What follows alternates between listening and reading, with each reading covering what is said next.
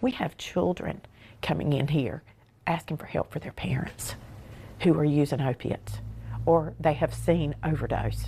These kids are in high school and they're coming in crying to me saying, we need some help for our family.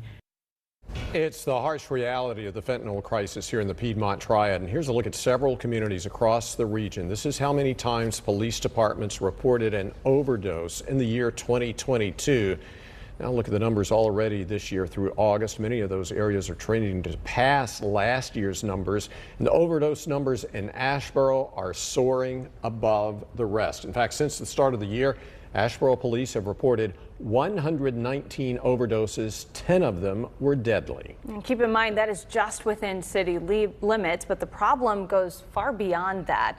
Fox 8's Sarah Winkleman joins us live at Keaton's Place, a drug resource center where they have a visual reminder of the lives impacted.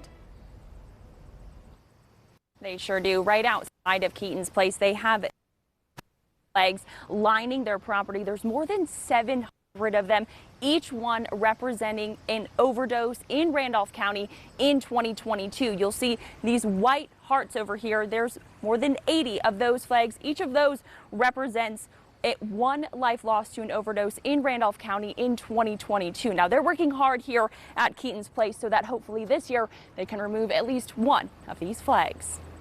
We really have to have more people to do what we do because we are so busy every day. Susan Hunt founded Keaton's Place in honor of her son who died from a fentanyl overdose, making it her life mission to connect people to the resources they need. We clocked over 30,000 miles in about a year and a half all over the state, taking people to rehab, detox, and sober living. Helping hundreds, including Christy Frog. I used drugs for almost 29 years. Frog closed the door on that part of her life. She's been clean for 22 months. Now she's back in school and has an internship at Keaton's Place. You know, I wholeheartedly tried to die, and I feel like there's a purpose for me because I really shouldn't be here. Her addiction started when she was 11 years old after a prescription for opioids to help with an injury. You know, I had to numb my pain from some of the abuse that I went through. So, and the pain medicine numbed it, you know, and then I started using other drugs. About 75% of people passing through Keaton's Place started using between the ages of 13 and 15. The ease of getting drugs, it seems to increase, that's for sure. Asheboro Police Chief Mark Lineberry attributes the increase in overdoses to ease of access, a growing homeless population, and the staffing shortage at the police department. I have to keep patrol full. So right now, my drug units, specialized units that usually fight on the drug front, are short in numbers.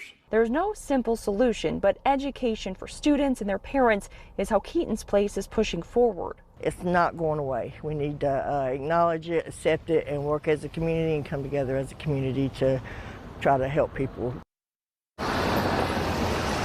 And on Thursday, they'll be here right outside of Keaton's Place to hold a vigil to honor and remember all of those lives lost to overdoses within the last year. Again, that's coming up on Thursday. And then next weekend, Keaton's Place is going to be hosting some other events, including a car show and a movie that is aimed at teaching kids about the dangers of drugs and overdoses. For a full list of those events, head to our website, myfox8.com.